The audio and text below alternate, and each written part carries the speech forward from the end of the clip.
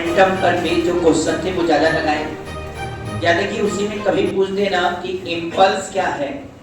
तो तुम लोग को ये बताए थे कि इम्पल्स तब लगता है जब फोर्स बहुत कम समय के लिए लगे, और इम्पल्स भी जब तुमको निकालना है तो उसको कहते हो F इंटू डेल्टा टी। शर्त है डेल्टा टी टेंड्स टू 0, मतलब डेल्टा टी छोटा होना चाहिए, छोटा नहीं ज्यादा छोटा होना चाहिए, है ना। तो बहुत छोटे समय में यदि अचानक फोर्स लगा जाए तो उस फोर्स को हम इम्पल्सिव फोर्स कहते हैं, और यही होता है चेंज इन मोमेंटम भी। तो अचानक फोर्स लगने पर मोमेंटम चेंज होता है, उस चेंज इन मोमेंटम को इम्पल्स कहते हैं। ध्यान दीजिएगा, impulse is always equal to change in momentum. लेकिन देखो क्या है, क्या चेंज इन मोमेंटम हमेशा इम्पल्स के बराबर है? तो चेंज इन मोमेंटम तो लॉन्ग टाइम इंटरवल में भी हो सकता है, तो चेंज इन मोमेंटम हमेशा इम्पल्स के बराबर नहीं, लेकिन इम्पल्स जो है वो हमेशा चेंज इन मोमेंटम के बराबर होता है। क्या इतना बात सबको क्लियर है यहाँ पर? अब ये ध्यान देना, कहीं भी तुमसे पूछा ना इम्पल्स निकालो, तो हम वहां पर क्या निकालेंगे? Change in momentum. और मोमेंटम वेक्टर क्वांटिटी है, तो जब भी फाइनल माइनस इनिशियल करोगे तो वेक्टोरली करोगे, और ये हम करवा भी चुके हैं कई बार दोस्तों। अरे वेक्टर में भी तो इम्पल्स निकलवाए थे। चलिए इसी बेस पर हम लोग कई क्वेश्चंस लगाए भी। आज चलो हम लोग थोड़ा सा और बात बढ़ाएं। बात बढ़ाने से पहले एक और केस पढ़ लिया जाए, और वह है रॉकेट प्रपोजल केस। मतलब रॉकेट क्या होता है, जब फ्यूल नीचे फेंकता है तो उस पर धक्का किधर लगता है? ऊपर। जैसे फ्यूल को नीचे फेंका, जितने फोर्स से नीचे फेंकेगा उतने ही फोर्स से उसको धक्का ऊपर लगेगा, जिससे वो फ्यूल फेंकता जाता है और उस पर धक्का ऊपर लगता जाता है और रॉकेट ऊपर की तरफ चलता जाता है। इस कंसेप्ट को पहले पढ़ा जाए, कैसे करेंगे। यहाँ पर कर सकते हो, वेरिएबल मास का केस है, मास लगातार इसका कम होते जा रहा है और ये ऊपर जा रहा है। चलो इसको पहले हम एक प्रकार से फॉर्मूला सेट कर लें, है ना, पूरा कंसेप्ट बनाकर, फिर उस फॉर्मूले का खूब यूज किया जाएगा। जैसे ये रॉकेट है और किसी स्टैंड पर इसका मास m है और इसकी वेलोसिटी रॉकेट की vr है, किधर की तरफ? ऊपर की तरफ। ठीक, ये t समय पर हमने देखा, t प्लस डेल्टा t समय पर, t प्लस डेल्टा t समय पर क्या हम लोग देख रहे हैं? जरा ध्यान दो, ऐसे बनाया मैंने रॉकेट, इसमें से delta m fuel u velocity से नीचे इंजेक्ट कर दिया, जिसके कारण इसका मास कितना हो जाएगा? m minus delta m।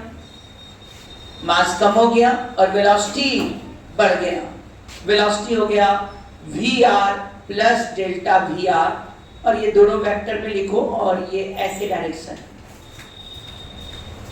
नहीं सकते। जब ऊपर फेंकेंगे तो एक फोर्स mg लगेगा जो एक्सटर्नल फोर्स होगा, है कि नहीं बेटा? वैसे mg के अलावा एयर रेजिस्टेंस भी लगेगा, लेकिन यदि हम लोग जनरल बात करें तो mg लगता हुआ दिखाई दे रहा है। इसलिए इसमें जो चेंजिंग आएगा वो मोमेंटम में जो भी चेंज आएगा वो किसके कारण आएगा? एक्सटर्नल फोर्स के कारण आएगा। इसलिए हम लोग एक फॉर्मूला बनाने की कोशिश करते हैं, कहते हैं F एक्सटर्नल क्या हो जाएगा? F external equal to change in momentum upon time interval होता है बेटा।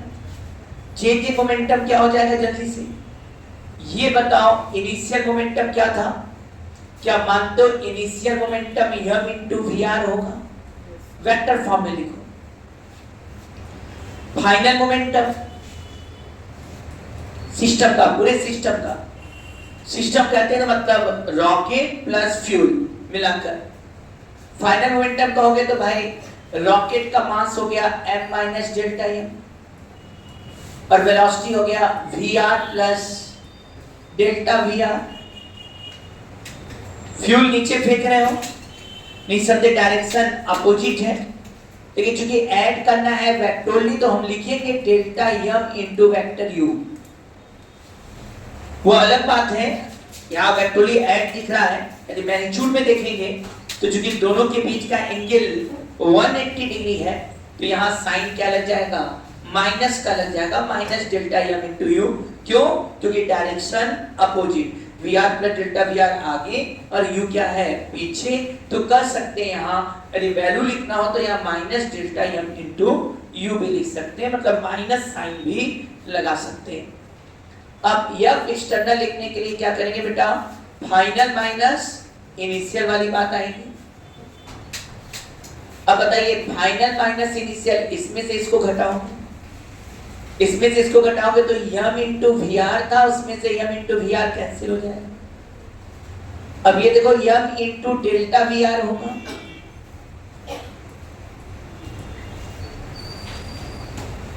यम इंटू वी आर, ये M into we are cancel हो गया, यहाँ m into delta we are हो गया, यहाँ भी डेल्टा यम है, यहाँ भी डेल्टा यम है, तो हम डेल्टा यम क्यों ना कॉमन निकाल लें, और अंदर ब्रैकेट में क्या आ गया बेटा, डेल्टा यम कॉमन निकाले तो यहाँ यू तो प्लस में है और माइनस में क्या आ जाएगा, ये पूरा V R plus delta we R upon delta T. थोड़ा और अच्छे से देखो, कुछ किए ही नहीं है, फाइनल माइनस टी समय पर का भाई यम मास से वी आर है, टी प्लस डेल्टा टी समय में क्या होगा, डेल्टा यम मास का फ्यूल क्या कर दिया उसने इजेक्ट कर दिया, तो इसकी velocity V R plus delta we R. क्यों हुआ, एक्शन रिएक्शन भी बोल सकते हैं कि ये मास नीचे फेंकेगा तो इस पर फोर्स किधर लगेगा, ऊपर, जितने फोर्स से नीचे फेंकेगा उतना ही फोर्स ऊपर। एक्चुअली में वही फोर्स निकालना चाह रहा है, समझे ना, कौन सा फोर्स, जो उस पर मास फेंकने का ऊपर फोर्स आ रहा है। इसीलिए पहले हम लोग बेसिक फॉर्मूले का यूज कर रहे हैं, वहां से रिजल्ट निकाल लेंगे और उसी रिजल्ट का सब जगह यूज करेंगे। तो चलो यहाँ m into delta we are by delta t हुआ कि नहीं बेटा, प्लस अब यहां ध्यान देना, ये u minus V R plus delta we R है। u क्या है, velocity of fuel with respect to ground का, अब V R plus delta we R क्या है, velocity of rocket with respect to ground. अब इसके वेलोसिटी में से इसकी वेलोसिटी घट रही है, क्या इसको हम ये नहीं कर सकते हैं, velocity of ejected fuel with respect to rocket. तो जिस समय इसकी वेलोसिटी u है उस स्टेट पर रॉकेट की velocity V R plus delta we R है। तो this is what, this is velocity of ejected fuel with respect to rocket. ये अलग है कि इसका डायरेक्शन डाउनवर्ड है इस केस में, तो इसका मतलब है यदि हमें क्वेश्चन लगाना हो तो u निगेटिव, मतलब हम जब वेक्टर हटाएंगे तो वहां u रिलेटिव का साइन क्या रखना पड़ेगा, माइनस, क्योंकि स्ट्रेट लाइन मुझे नहीं दिख रहा है, तो ऊपर प्लस लोगे तो नीचे वाला माइनस। और ये प्लस माइनस भी क्या तुम लोग पढ़ चुके हो, वेक्टर एडिशन, यदि एंगल 0 डिग्री होता है तो ऐड करने में mod a plus mod b हो जाता है, और एंगल यदि 180 डिग्री है तो भले हम ऐड करते हैं लेकिन उसका magnitude mod a minus mod b हो जाता है। इसीलिए हम ऐसा करते हैं कि ऊपर प्लस ले ले तो नीचे क्या हो गया, माइनस, डायरेक्शन अपोजिट है, वही बात के लिए। अब बताओ यहां क्या लिख सकते हैं, u रिलेटिव, u रिलेटिव माने velocity of ejected fuel with respect to rocket, और ये हो गया delta M by delta T. ध्यान से देखिएगा, delta we are by delta T दिखाई दे रहा है, एवरेज एक्सेलेरेशन या डेल्टा टी टेंड्स टू 0 हो जाए तो यही एक्सेलेरेशन हो जाएगा,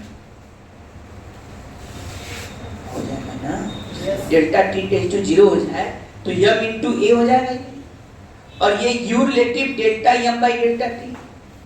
ध्यान दीजिएगा, u relative delta M by delta T है क्या, यदि आप थोड़ा सा भी दिमाग रख रहे हैं, इसको इधर ले आओ,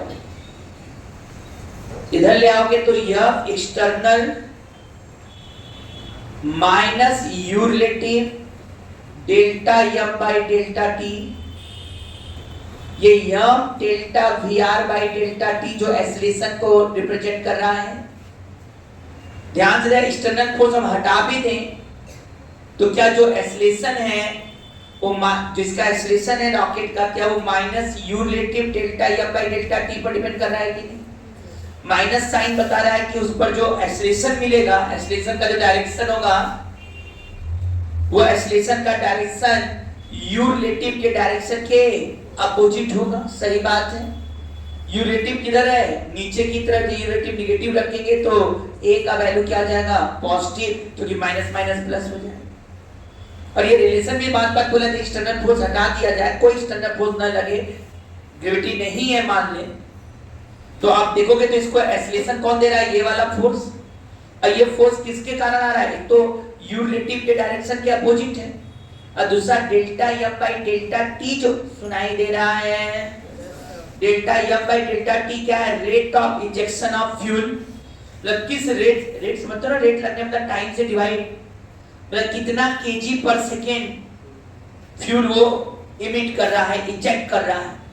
जितना केजी, समझ में आ रहा है, जितना केजी पर सेकेंड वो फ्यूल इंजेक्ट कर रहा है, वही delta M by delta T से हम रिप्रेजेंट कर रहे हैं। यू रिलेटिव क्या है, velocity of injected fuel with respect to rocket. इसका मतलब ये एक एक्स्ट्रा फोर्स हमको दिखाई दे रहा है भाई, m into a में, m into a Newton law motion पढ़ते थे हम लोग, तो कहते हैं भाई m into a एक्सीलरेशन हो गया, और ये दोनों क्या काम कर रहे हैं, फोर्स की तरह एक्सटर्नल करेगा काम तो उसको लगा देंगे, और एक्सटर्नल नहीं है कोई अदर ग्रेविटेशनल फील्ड या कोई फील्ड या रेजिस्टेंस नहीं है, तो ये फोर्स काम कर रहा है, और ये फोर्स की डायरेक्शन में काम करेगा, जिधर रिलेटिव वेलोसिटी है फ्यूल का उसके अपोजिट। ऑटोमेटिक हमेशा फ्यूल पीछे फेंकेगा तो उस पर फोर्स किधर लगेगा, आगे हॉरिजॉन्टल भी रहेगा, तो कोई भी मास पीछे फेंकेगा तो उस पर फोर्स किधर लगेगा, आया। क्या यही रिएक्शन फोर्स है कि नहीं बेटा, क्या इसी को ऊपर रॉकेट जा रहा है तो कहेंगे थ्रस्ट फोर्स है। इसका मतलब जो यह रिएक्शन हम खोजने आए थे वो मिलने जा रहा है भाई। क्या है उसका मैग्नीट्यूड, मैग्नीट्यूड की बात कर रहे हैं हम, है ना, U relative delta M by delta T. हाँ एक बात और है, जब लोगों का आदत है कि delta M by delta T को लिख देते हैं dm by dt, delta t tends to 0 है, लेकिन दोनों का फिजिकल मीनिंग अलग हो जाता है। Delta m by delta t में डेल्टा m क्या है, जितना फ्यूल इंजेक्ट किया डेल्टा t समय में, यही ना है बेटा, डेल्टा m में injected fuel in delta t time. अब जरा समझिएगा dm by dt क्या बताता है, मैं सारे समझता हूँ, ये बताता है, इसको मैथमेटिकली बोले तो मास टाइम के साथ चेंज हो रहा है, m चेंज के, m जो है टाइम के साथ चेंज हो रहा है, इसलिए मतलब dv by dt, तो वेलोसिटी टाइम के साथ चेंज हो रहा है। यहाँ क्या चीज चेंज हो रहा है, मास का रेट जिससे वो चेंज हो रहा है, कौन सा, किसका मास, रॉकेट का मास। तुम भी समझ रहे जितना फ्यूल ज्यादा इंजेक्ट करते जाएगा उतना ही रॉकेट का मास घटता जाएगा। शायद इसीलिए मैंने यहाँ साइन माइनस लगाया, क्योंकि delta F by delta T का फिजिकल मीनिंग हुआ, ये अलग बात है, दोनों बात सेम है। जिस रेट से फ्यूल इंजेक्ट करेगा, जिस रेट से फ्यूल इंजेक्ट करेगा उसी रेट से रॉकेट का मास कम होगा, तो समझ रहे हो ना। अरे भाई 10 केजी फ्यूल पर सेकंड इंजेक्ट किया तो 10 केजी पर सेकंड उसके मास में क्या होगी, कमी होगी। लेकिन dm by dt निगेटिव में हो जाएगा, तो फिजिकल मीनिंग हुआ dm by dt क्या बता रहा है, रॉकेट का मास का changing with respect to time, और वो लगातार क्या हो रहा है, घट रहा है, तो साइन क्या लगना चाहिए, माइनस। किस रेट से घट रहा है, जिस रेट से फ्यूल इंजेक्ट कर रहा है। फ्यूल किस रेट से इंजेक्ट कर रहा है, डेल्टा एम बाई डेल्टा। मतलब मैथमेटिकली जब हम लिखेंगे तो delta M by delta T के जगह माइनस dm बाई dt। अब कोई भी देगा ना 10 केजी पर सेकंड से फ्यूल इंजेक्ट किया, तो इसका मतलब है 10 केजी पर सेकंड से रॉकेट का मास कम हो, तो वहां dm by dt जहां लिख रहे हो वहां लिखोगे माइनस 10 केजी, और माइनस 10 माइनस 10 केजी करोगे तो माइनस माइनस अपने आप प्लस आ जाएगा। बस डेल्टा, अब जैसे यहाँ delta M by delta T minus dm by dt लिखा है, इसलिए लिखा ताकि ये टर्म निगेटिव आएगा तो ये अपने आप पॉजिटिव हो जाए। नहीं आया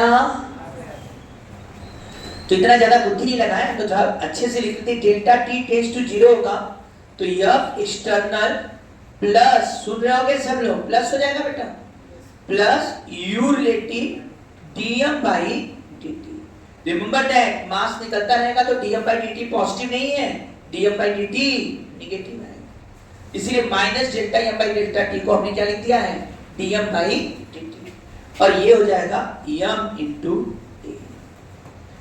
इसी को हम लोग क्या नाम दे दिया बेटा, इसी को हम लोगों ने दे दिया है रिएक्शन फोर्स, है ना, थ्रस्ट फोर्स, इसको ही लिख सकते हैं हम लोग क्या बेटा, U relative dm by dt। ये थ्रस्ट फोर्स है। थ्रस्ट माने जो उस पर ऊपर की तरफ धक्का लगा, रिएक्शन फोर्स को ज्यादा अच्छा लगेगा कि इसने नीचे फेंका तो उस पर फोर्स ऊपर की तरफ ये लगा। कहीं भी आज के बाद कोई भी ऑब्जेक्ट, अरे कोई भी चीज पीछे की तरफ फ्यूल फेंकेगा तो किधर की तरफ जाएगा, आगे की तरफ। जैसे मास इधर फेंकेगा इस पर फोर्स आगे लगेगा, ये आगे जाएगा। किस रेट से जाएगा, U relative delta m by delta t इस पर लगने वाला फोर्स होगा। अब देखने में तो अच्छा लग रहा है ना, इसको लिखने में क्या बता रहे हैं। अब हम ऐसे लिखेंगे, F external plus F reaction मिलके क्या हो जाता है बेटा, M इंटू ए। M रॉकेट का मास है, कैपिटल लिख लेना, आपने वहां स्मॉल लिख दिया है तो M इंटू ए लिखी लो, कैपिटल भाई एकदम आराम से। इसका मतलब एक्सटर्नल फोर्स नहीं काम करेगा तो यही फोर्स उसको क्या करेगा, ऊपर की तरफ ले जाएगा। अब अगला एक आप क्वेश्चन बनाया जाए। अब एक बात समझ में आया ना, क्या रखना है, सब कुछ बात भूल जाओ, ये दिमाग में होना चाहिए कि भाई यदि कोई रॉकेट कोई फ्यूल इजेक्ट कर रहा है तो जब वो फ्यूल इंजेक्ट करेगा तो उसके कारण उस पर फोर्स किधर लगेगा, ऊपर की तरफ। इस फोर्स का वैल्यू कितना होगा, U relative delta m by delta t। क्या U relative dm by dt minus लगा देगा, क्या सुन रहे हो ना, delta m by delta t की जगह dm by dt लिखते हैं तो क्या साइन लगा दो, minus, minus U relative dm by dt। ये आ रहा है कि नहीं समझ में, क्यों माइनस लगाया, क्योंकि दोनों का फिजिकल मीनिंग अलग है। Delta m by delta t है rate of injection of fuel और dm by dt है rate of change of mass of rocket. Fuel जैसे जैसे गिरेगा रॉकेट का मास कम होगा, हाँ जितना फ्यूल निकलेगा उतना ही मास कम होगा, इसलिए delta m by delta t की जगह हम माइनस dm by dt लिख सकते हैं, जहां यूज पड़ेगा वहां पर। क्या याद हो गया, क्या आज के बाद जहां क्वेश्चन बोला कि फ्यूल फेंका, समझ जाओ फोर्स ऊपर, कितना फोर्स, U रिलेटिव में delta m by delta t से मल्टीप्लाई। क्वेश्चन में लिखा ही रहेगा कि वो इतने रेट से फ्यूल फेंक रहा, हाँ इतने रेट से फ्यूल फेंका और फ्यूल की velocity with respect to rocket इतना है, तो बताओ कितना फोर्स लगा उस रॉकेट पर। तुरंत U relative delta m by delta t कर देना, आ जाए। यहाँ माइनस लगा दीजिए, delta m by delta t को dm by dt लिखेंगे तो आगे minus. A rocket having mass 2000 kg ejected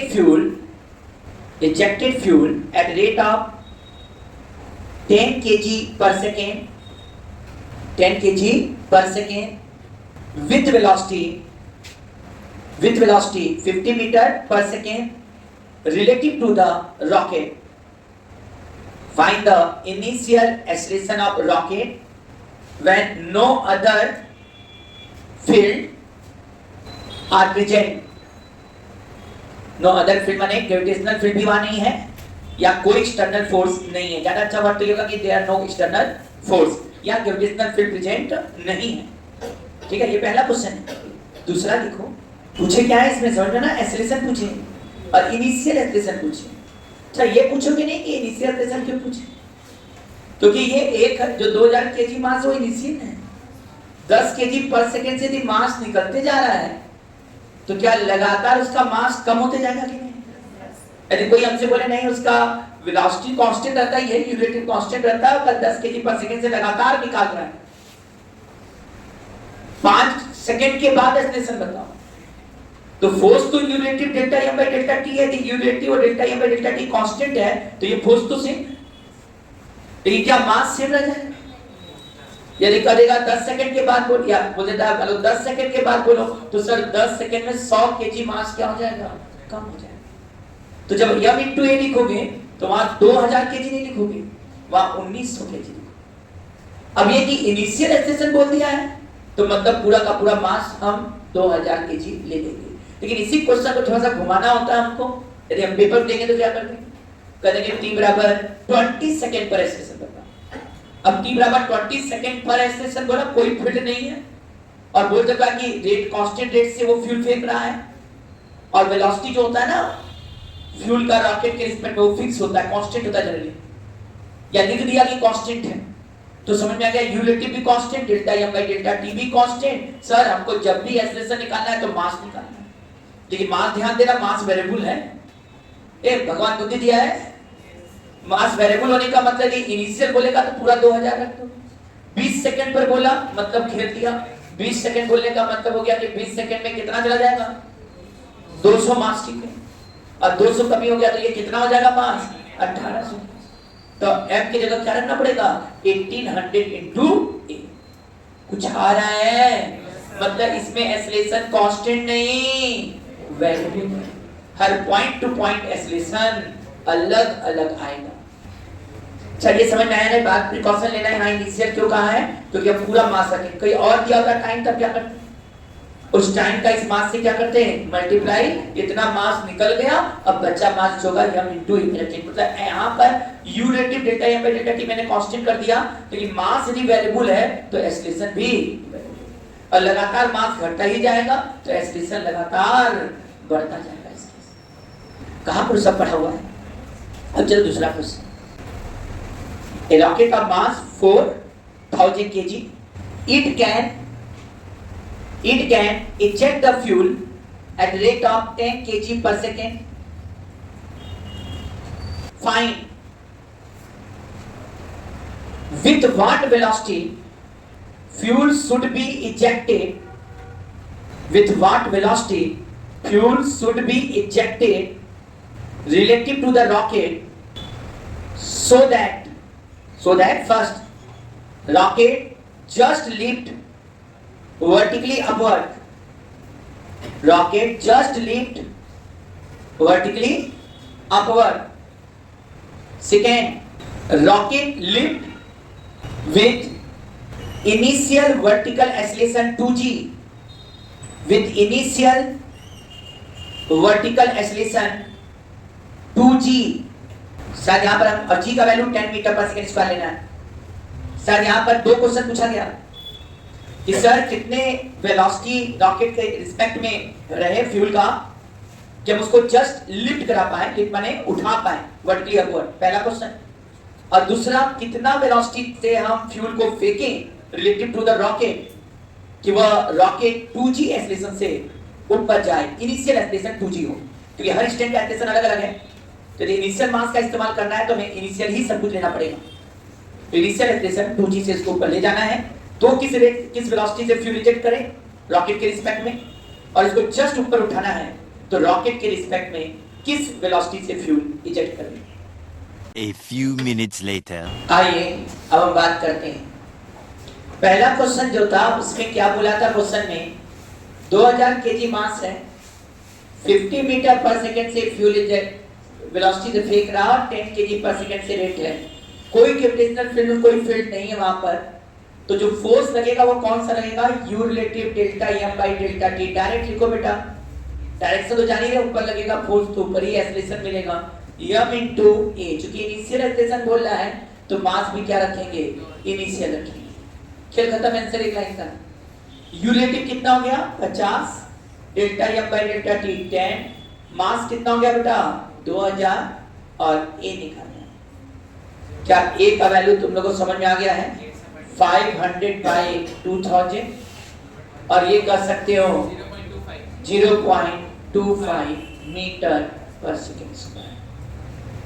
क्या ये कुछ ज्यादा ही आसान था, आ रहा है, क्योंकि इसमें बस एक कंसेप्ट क्लियर हो और हमने जो फॉर्मूला बना के रख दिया आपके सामने, और इसका दम खत्म।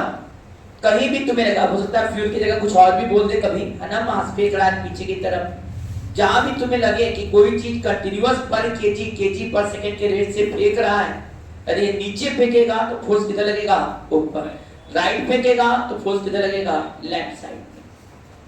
ये आ रहा है कि नहीं समझ में, हाँ, एक छोटका रॉकेट तुम लोग छोड़ते हो ना दीपावली के दिन, कैसे ऊपर भागता, क्या ऊपर भागता है, क्या नीचे की तरफ कुछ गिराता नहीं, कभी देखे होगे नहीं, फ्यूल नीचे फेंकता है वो किधर जाता है ऊपर की तरफ जाता है तेजी से। आइए अब ये तो पहला क्वेश्चन हो गया, ये फॉर्मूला याद हुआ कि नहीं, असली बात बस कौन सा है, U relative delta M by delta T. याद हो सब क्वेश्चन लगता है। अब दूसरा क्वेश्चन क्या पूछा, वो भी बहुत इजी है। क्या है दूसरा क्वेश्चन, जल्दी से बताओ।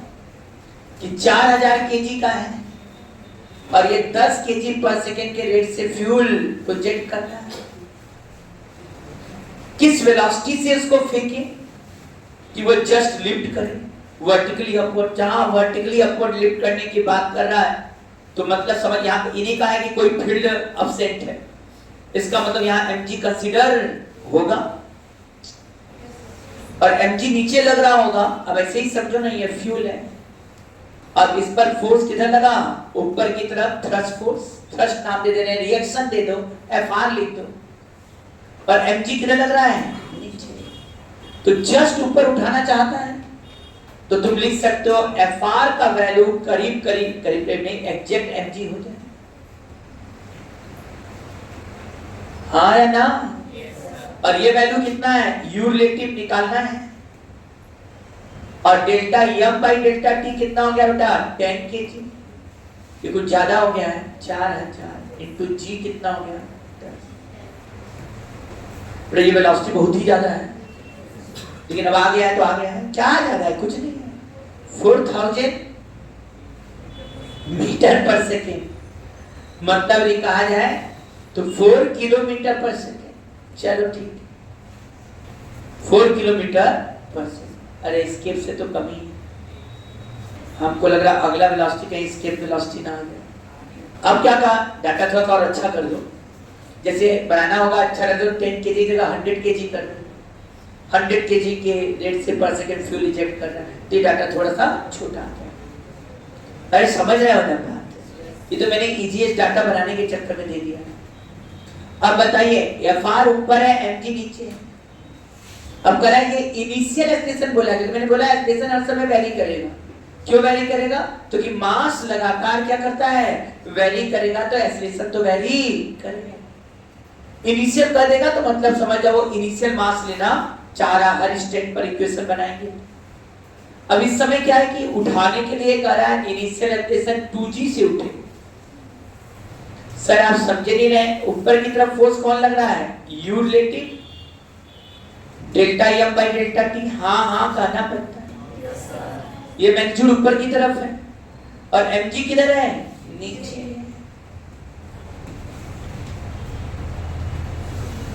अब इसको लेकर जाना है तो m इंटू हर स्टेट के लिए लगेगा और जिस स्टेट पर बात करेंगे उस स्टेट का मास लेना पड़ेगा।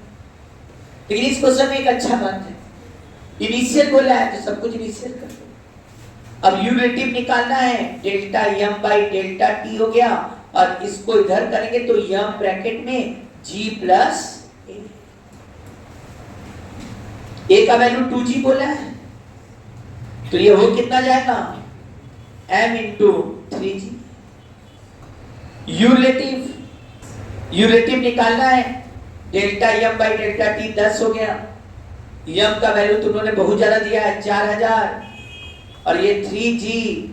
एम नहीं ज्यादा है, ये कम है। ये 10 से 10 गया बेटा, ये 1200 मीटर पर, नहीं 12000 मीटर पर सेकेंड, बहुत ज्यादा हो गया है। 12 किलोमीटर पर सेकेंड। ये तो फ्यूल सब स्केप कर जाएंगे, लेकिन ऐसा संभव है नहीं। डाटा थोड़ा अच्छा नहीं दिया है, प्रैक्टिकली नहीं दिया, लेकिन मेथड समझ में आया। हम पहली बार डाटा इतना मास कम दे रहे थे, ज्यादा दे रहे थे, सोचे चलो क्या हो, बाद में देखें कि वेलोसिटी ही 11.2 से ज्यादा आ जाएगा। याद है ना 11.2 किलोमीटर पर सेकंड स्केप वेलोसिटी होता है। कोई भी चीज को 11.2 किलोमीटर पर सेकंड वेलोसिटी दे दोगे तो ये अर्थ का ग्रेविटेशनल फील्ड छोड़कर भाग जाएगा स्पेस में, ठीक है ना। तुमको स्पेस में भेजने के लिए बस क्या करना है, तुम्हारी वेलोसिटी 12 किलोमीटर पर सेकंड निकाल दे, कहां चले जाओगे, हाँ फिर पता भी नहीं लगता है। आ जाइए, समझ रहे हो अर्थ को क्यों पूजा जाता है, समझ में आ रहा है, बड़ा लॉजिक है। अर्थ को छोड़ के बाहर आ जाओ, स्पेस में गए तो घूमते ही रह जाओगे, है ना। सुने हो ना सुनीता विलियम्स का, अभी तक तो बड़ा खराब स्थिति होती है ना, बड़ा गड़बड़ स्थिति होती है। तो इसलिए अर्थ को मानना चाहिए भाई ना, उसका पूजा करना गलत बात नहीं है, जो सामने हम लोग को एनर्जी देता है। आइए अब पढ़ाई करें। हाँ, हो गया तीनों क्वेश्चन। लेकिन ये सभी क्वेश्चन में जो खास बात याद रखना है, कभी भी कोई चीज मास लगातार कोई चीज फेंकता है और दे इतना केजी पर सेकंड से फेंक रहा है, तो उस पर फोर्स कितना लगेगा, उसके अपोजिट, और वैल्यू होगा u relative delta m by delta. हाँ, एक्सेलरेशन पूछेगा तो जरूर देख लेना कहाँ का पूछा है। इनिशियल पूछा तो इनिशियल मास है, कुछ समय के बाद पूछेगा तो ध्यान दीजिएगा मास उसी समय का लेना जिस समय का वो एक्सेलरेशन पूछ रहा है। A rocket had initial mass small m naught. A rocket had initial mass small m naught, and it start moving from rest by ejecting fuel with velocity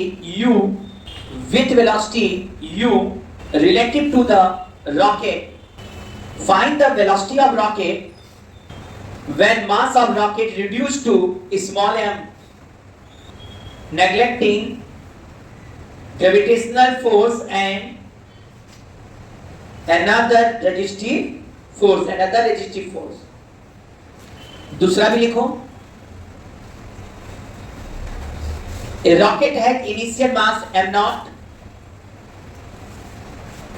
It ejected fuel with velocity u relative to the rocket, due to which rocket moved with constant acceleration w. Due to which rocket moved with constant acceleration w. इस बार question में एक word जबरदस्ती लिखा है कि इस तरह से मास फेंक रहा है कि रॉकेट का एक्सेलरेशन कांस्टेंट है और w है। Find the mass of rocket at time t। हाँ, ब्रैकेट में वही बात, gravitational force and other resistive force is neglected.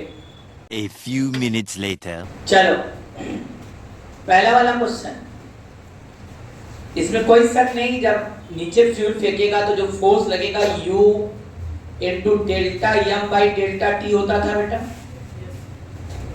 और यही जो देता था उसको मास m इनटू a देता था।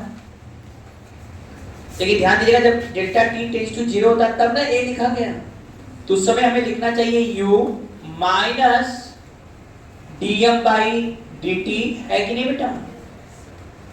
तो यहाँ t का यूज ही नहीं हो रहा है, यहाँ केवल कह रहा है कि इनिशियल मास m नॉट है और इनिशियली वो रेस से स्टार्ट किया मोशन, फ्यूल को u velocity relative to the rocket फेंका।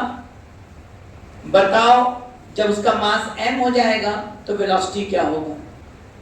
मतलब कहीं ना कहीं m नॉट इनिशियल दे रहा है और m दे रहा है कहीं इंस्टेंट पर, और वहां का वेलोसिटी पूछ रहा है, यहाँ का वेलोसिटी 0 कहाँ है? क्यों भाई, क्वेश्चन तो यही है। ऐसे में हम करते हैं, तुम लोग ज्यादा दिमाग नहीं लगाओ, वेलोसिटी और मास में रिलेशन चाहिए तो यहाँ के जगह minus u dm by dt पहले लिखिए, तो delta m by delta t की जगह जैसे ही dm बाई dt लिखना चाहेंगे तो माइनस लगाना पड़ेगा, और ये m रहने दीजिए और a के जगह dv बाई dt। यदि तुम्हारा दिमाग दिख रहा होगा, मैथमेटिकली तो नहीं लेकिन फिजिक्स के हिसाब से गया, अब गया तो v निकाला तो v एक तरफ मास एक तरफ करो क्योंकि वेरिएबल मास है। डिफरेंशियल इक्वेशन सॉल्व करने का यही तरीका है, इक्वेशन बन जाए तो जैसे इक्वेशन dm और dv में बनाए। क्यों dm और dv में बनाए? क्योंकि मास दे रहा है और वेलोसिटी पूछ रहा है, दो चीज वेरिएबल है यहाँ, मास वेलोसिटी और टाइम, तीन चीज वेरिएबल है। वैसे यहाँ टाइम का रिलेशन ही नहीं है, यहाँ बात कर रहा है कि मास दे रहे हैं और वेलोसिटी बताइए। इनिशियल मास m नॉट है, रेस्ट में है। अब जब मास m है तो वेलोसिटी बताओ क्या हो जाए? तो इसका मतलब हमें dt हटाना पड़ेगा, हट भी गया। तो क्या यहाँ दिख नहीं रहा minus u dm by m आने जा रहा है बेटा यहाँ, और यहाँ dv आने जा रहा है, m वाला एक तरफ v वाला एक, इधर भी इंटीग्रेशन इधर भी इंटीग्रेशन। इनिशियल मास क्या बोला है? m नॉट, बाद में मास क्या बोला है? m। इनिशियल वेलोसिटी क्या बोला है? वेलोसिटी का लिमिट 0, फाइनल v। आंसर आने जा रहा है 1 by m dm क्या हो जाएगा log m, बड़े आराम से लिख सकते हो log m बेस e, आगे तो माइनस u है ही है, m नॉट टू m, और यह dv का इंटीग्रेशन v आएगा, v माइनस 0 v आ जाएगा। Upper limit log m minus m not होगा, इस माइनस साइन को अंदर कर दो तो शायद तुम लोग भी समझोगे log base e m not by m लिखेंगे, ये v आ जाएगा। ये क्यों बाई लिख दिए, माइनस u लिखा, log लिखा, m लिखा, माइनस log m नॉट, याद होगा बेस e रहेगा सबका। बेस e को क्या करते हैं ln भी लिखते हैं हम लोगों के साथ। अब तुम ही बताओ इस माइनस को अंदर कर देंगे तो क्या हो जाएगा u log m not minus log m, और जानते हो कम से कम ये log a minus log b, log a by b हो जाता है। तो log m not minus m जो है इसी को हमने m नॉट by m कर दिया। पढ़े हो ना बेटा, log a minus log b होता है log a by b। Value आ चुका है v बराबर u ln m naught by m, answer यही। हमारे हिसाब से क्वेश्चन में कोई ज्यादा जान नहीं था, पहचानना ये था कि रिलेशन लिखा dt dt कट गया। अब m वाला एक तरफ, v वाला इंटीग्रेट किया 0 से v, और ये m नॉट से 1 by m dm क्या गया log m, लिमिट लिखा गया उसके हिसाब से माइनस अंदर करेंगे तो log m naught by m। आइए अब दूसरा क्वेश्चन क्या कहा था कि इनिशियल मास m नॉट है, फ्यूल व u वेलोसिटी से रिलेटिव जो रॉकेट प्रोजेक्ट कर रहा है। इस केस में एक खास बात इसने कर दिया है कि एक्सेलरेशन कांस्टेंट है w के बराबर, तो बताओ t समय के बाद मास क्या होगा। अब यहां देखो इक्वेशन तो वही बनेगा u relative delta m by delta t equal to m into a, यहां मास तो वेरिएबल है लेकिन सर एक्सेलरेशन कांस्टेंट कह दिया है। अब इसको डिफरेंशियल इक्वेशन के फॉर्म में लिखोगे तो u relative delta m by delta t को हमें लिखना पड़ेगा dm बाई dt माइनस, क्योंकि इसका मतलब हो गया rate of change of mass of rocket, m is the mass of rocket है, और ये m इंटू a के बराबर है। a कांस्टेंट है, वैल्यू w दे दिया है, इसका मतलब यहाँ w कांस्टेंट हो गया है। और हमें किसमें रिलेशन चाहिए, मास चाहिए टाइम के, तो हमें रिलेशन डिफरेंशियल इक्वेशन में मास और टाइम का ही चाहिए, और दिख रहा है यहाँ। सॉल्व करने का तरीका, मास एक तरफ, टाइम बड़े आराम से dm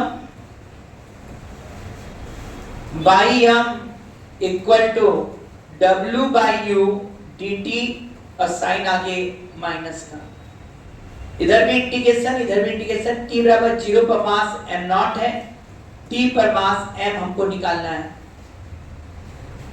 फिर वही बात 1 by m dm log m हो गया, और लिमिट रखोगे log m में m minus log m naught, यह आ जाएगा log m by m naught base e equal to minus w by u dt का माइनस w by u, और dt का इंटीग्रेशन क्या आ जाएगा क्या log base e m by m naught equal to minus w by u into t आया कि नहीं, ये किसके टर्म में आ गया log के टर्म। अब इसमें से हमें m निकालना है तो log हटाना पड़ेगा। क्या log को पावर में लिखना हम सिखाए थे कि नहीं शुरू में ही, देखो यहाँ बेस e है ना, e पर ये पावर चढ़ेगा, ये निकल कर आ जाएगा, तो एक्चुअल में m बाई m नॉट जो है वो e पर power minus wt by u है। क्या m का वैल्यू आया कि नहीं भाई, mass m equal to m naught e पर power minus wt by u होता है। यहां पर एक्सेलरेशन कांस्टेंट सब इंपॉर्टेंट था, एक्सेलरेशन वेरिएबल होता तो dv बाई dt लिखना पड़ता, भी सॉल्व होता, लेकिन यहाँ पर एक्सप्रेशन जैसे ही कांस्टेंट का हम लोग खुश हो गए, W कांस्टेंट हो गया, और रिलेशन किस में चाहिए था, मास और टाइम। क्वेश्चन सबको मिला, ये बात क्वेश्चन ही बोला है कि इनिशियल मास m नॉट है, t समय बाद मास निकालिए, तो ये चाह क्या रहा है, मास और टाइम में रिलेशन बनाइए। जबकि दूसरे वाले क्वेश्चन में क्या था, इनिशियल मास m नॉट है, जब मास m हो गया तो वेलोसिटी बताओ, इनिशियल वेलोसिटी 0 है। तो शायद दूसरे वाले क्वेश्चन में मास और वेलोसिटी का रिलेशन चाह रहा था, तो हम लोगों ने किसका रिलेशन बनाया, मास और वेलोसिटी। आया कि नहीं यहां तक? वैसे इस पूरे क्वेश्चन में कितने चीज चेंज कर रहे हैं, सही बोलो तो 3 चीज चेंज हो रहा है, वेलोसिटी, मास और टाइम, 3 वेरिएबल है। यदि कोई कहे कि तुम पूरे फॉर्म में बनाओ, ग्रेविटेशनल फोर्स को नेग्लेक्ट मत करो, किसको नेग्लेक्ट मत करो, और पूरा इक्वेशन बनाइए कि वो u क्या है, u वेलोसिटी से फ्यूल भी प्रोजेक्ट कर रहा है, हाँ u कांस्टेंट होना चाहिए, और होता भी है, फ्यूल जो फेंकता है जिस वेलोसिटी से रॉकेट, वो कांस्टेंट रहता है रिलेटिव टू द रॉकेट। तो भाई u दे दिया क्वेश्चन में, सब दे दिया, और पूछे वेलोसिटी क्या होगा t समय में, कैसे निकालेंगे। चलो वो रेडीमेड फॉर्मूला तुम लोगों को सिखा देते हैं। अभी भी बात की, ऊपर लगने वाला फोर्स क्या है, u relative delta m by delta t, तो भी लोग बताए थे, ऊपर लगा, mg किधर लगा, नीचे, तो minus mg equal to m into delta m by delta t को हम क्या लिखते हैं, minus dm by dt, minus dm by dt माने minus u relative dm by dt equal to minus mg equal to m into a के जगह हमने लिख दिया dv बाई dt। थोड़ा चालाकी करो, dt भाई साहब को इधर फेंक दे, जनरल रिलेशन बनाने की कोशिश कर रहे हैं हम, तो माइनस u रिलेटिव dm हो जाएगा, ये माइनस mg है, u relative dm by dt, तो dt इधर फेंका, ये जगह minus mg dt equal to m into dv।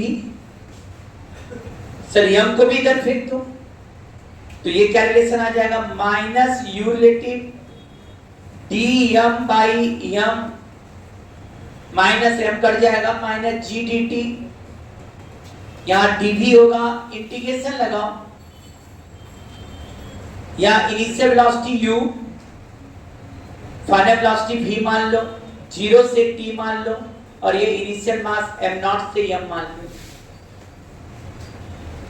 निसंदेह यहां सॉल्व करो तो क्या आएगा, minus u relative log m आएगा, लिमिट रखोगे log m by m not, तो यह minus u relative log m by m not है, माइनस को अंदर कर दें तो ये m नॉट बाई m हो जाएगा, माइनस g बाहर कर दो, dt का इंटीग्रेशन क्या आ जाएगा t, तो ये gt हो गया, इधर dv का v होगा, लिमिट रखेंगे तो v माइनस u को इधर फेंक दो, तो पूरा रिलेशन बन के आ रहा है v बराबर u minus gt plus u relative ln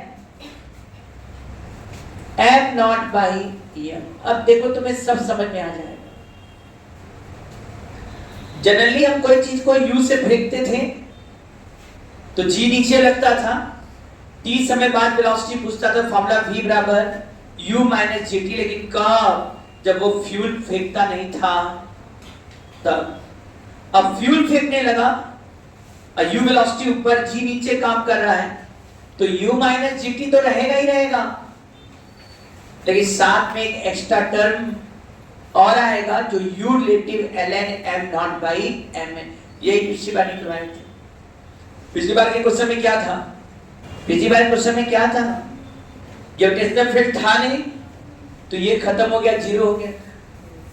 initial velocity 0 था, इसलिए u 0 हो गया था, v निकल के आ गया था u relative ln m not by m। यह वेलोसिटी का फॉर्मूला तब आया t समय में जब फ्यूल भी इजेक्ट करे और रॉकेट ऊपर जाए, और t समय बाद वेलोसिटी बात करें और उसका इनिशियल वेलोसिटी u है, तो आंसर होगा v बराबर u minus gt plus ln m not by. बात करते करते पूरा रॉकेट का केज छोटे से लेकर बड़ा तक खत्म हो गया।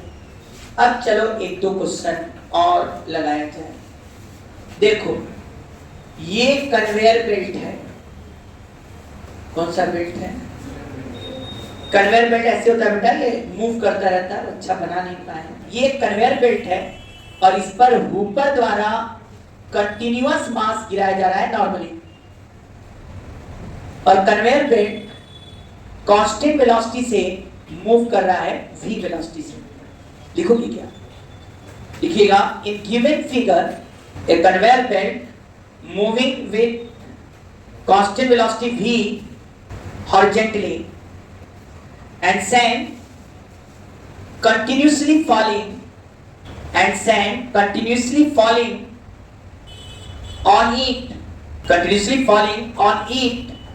mu kg per second by the hooper normally to the belt. Find how much force and power delivered by the motor to the belt. How much force and power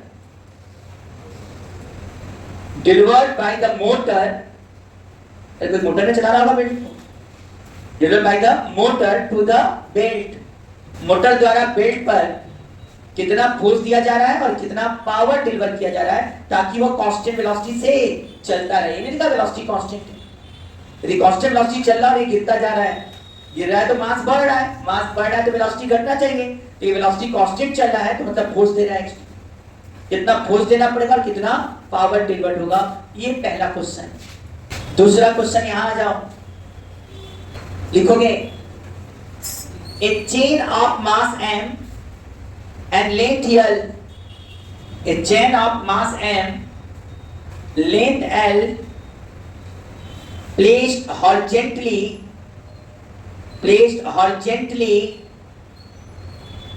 on a smooth horizontal table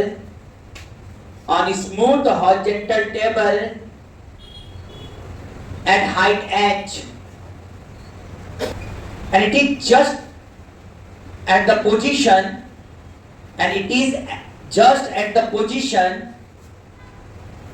where it start to slide,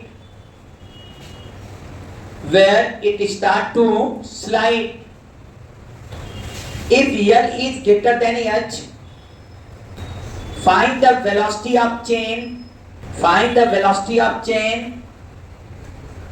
when it just touches the ground.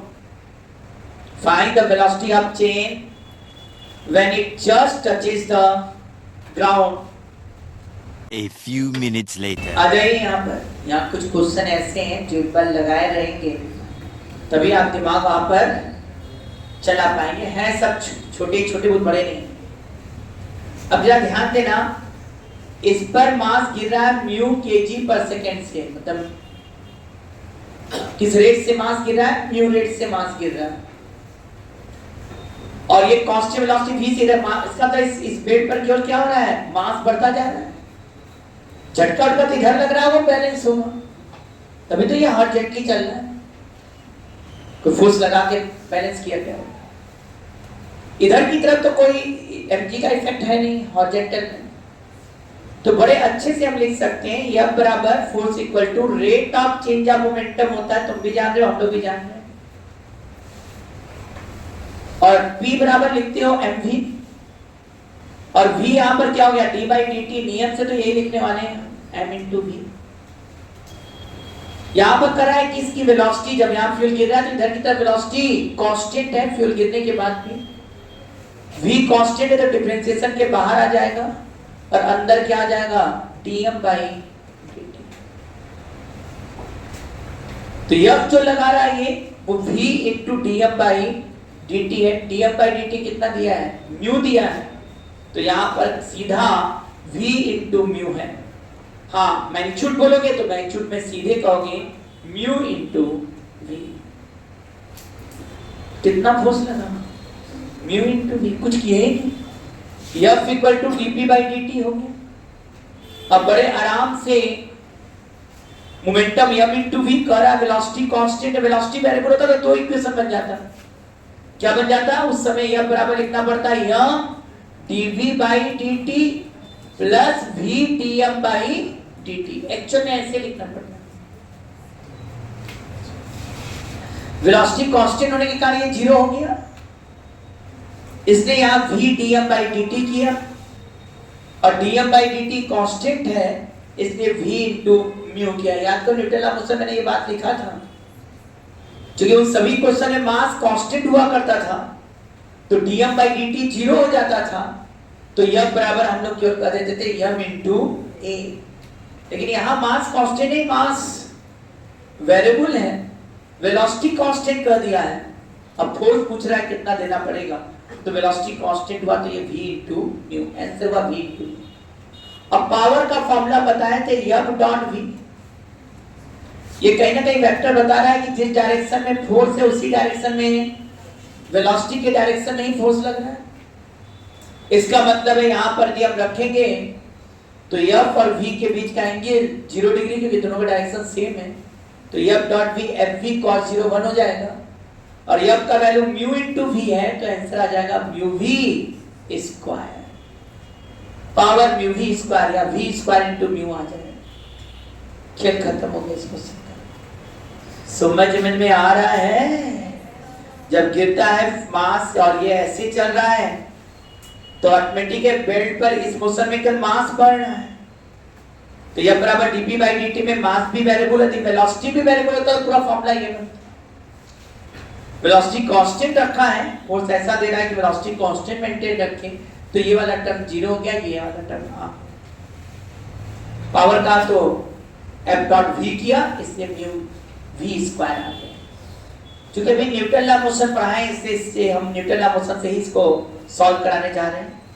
चाहते तो इसको mechanical energy conservation law से करते और एक line में लिखकर चले जाते।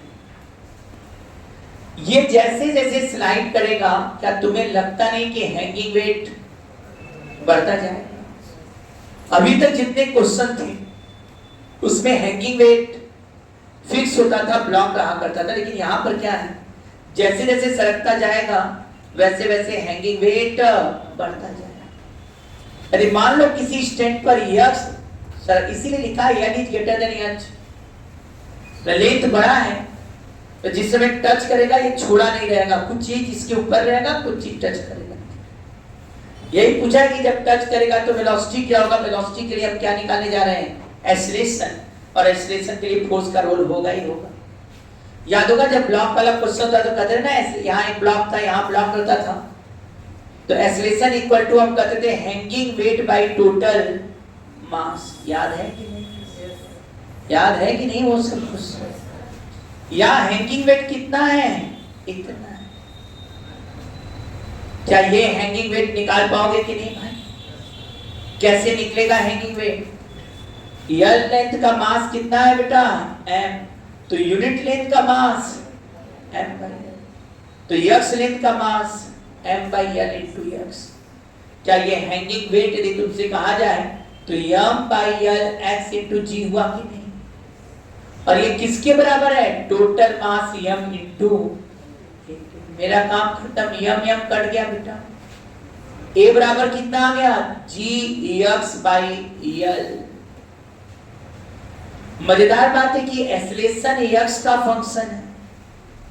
x या तो कहो ये हैंगिंग पार्ट है, या यह भी कर सकते हो चेन का डिस्प्लेसमेंट भी यही होगा। क्यों कर सकते हो कि चेन का डिस्प्लेसमेंट यही होगा? क्योंकि जैसे जितना ये नीचे आएगा उतना ही तो ये आगे बढ़ेगा चेन। इसका मतलब acceleration is in the terms of displacement है, और याद है एक्सीलरेशन इन डिस्प्लेसमेंट के टर्म में है, तो यदि हमें a वेलोसिटी निकालना पड़ता है तो a बराबर dv by dt नहीं, बल्कि a बराबर v dv by dx लगाते हैं। अब देखो यहाँ पर a बराबर लिखेंगे v dv by dx। क्या यक्स भाई साहब इधर जाएंगे कि नहीं? बड़े अच्छे से लिख सकते हैं v dv equal to g by l into X dx। इधर भी इंटीग्रेशन, इधर भी। शुरू में x कितना है? 0 है, और जिसमें टच किया तो x कितना हो गया h, यहाँ 0 से v कर, क्या v dv v square by 2 हुआ कि नहीं? ये हो जाएगा v square by 2 equal to g by l h dx, x square by 2 और लिमिट रख दिया तो h स्क्वायर बाई 2, 2 से भी कट गया, v इक्वल टू h जल्दी अंडर रूट कर दिया g बाई k खत्म। ये देखो पहला क्वेश्चन, एक चैन है जिसका मास m है और लेंथ l है और वो ऐसे रखा गया है, सरफेस स्मूथ है, मास m, लेंथ l और h हाइट के टेबल पर रखा गया और ऐसा रखा गया कि इसका एक एंड ग्राउंड को टच कर रहा है। लिखना जरा question, in given figure a chain of mass m and length l, in given figure a chain of mass m and length l placed on smooth horizontal table of height h, smooth horizontal table of height h such that its one end touches the ground and other end is on the smooth horizontal table as shown in figure. If chain released from rest in this position, find the velocity of chain when it just leaves the table. जब चैन table को just छोड़ेगा तो बताओ velocity क्या होगा। पहला question यही था। दूसरा, a chain of mass m and length l suspended vertically from upper end, its lower end touches the ground, upper end is released, छोड़ दिया गया upper end, find the force exerted by the chain on the ground, find the force exerted by the chain on the ground when its x length is on the ground, when its x length is on the ground, इसका जो x length है वो ground पर है, उस समय चैन द्वारा कितना फोर्स लगाया गया नीचे लिख लेना। assuming, नीचे लिख लो, दोनों क्वेश्चन के लिए एक साथ है ना, दोनों क्वेश्चन के लिए एक साथ। assuming each link come to the rest, each link जो चैन का लिंक होता है, assuming each link come to the rest after striking the ground, each link come to the rest after striking the ground and chain does not collect at one place, and chain does not collect at one place। यह बात दोनों question के लिए है, ये दोनों condition क्या कि चैन लड़ कर क्या हो जा रहा है, रुक जा रहा है और एक जगह कलेक्ट नहीं जा रहा कि ऊंचाई बढ़ जाए, फैल जा रहा है। यहाँ भी वही बात है, चैन लड़ के रुक जा रहा है, कोई चैन टच है छोड़ते जाओगे नीचे आएगा तो चैन लड़ कर रुक जाएगा, लेकिन एक जगह कलेक्ट नहीं होगा, फैला हुआ है।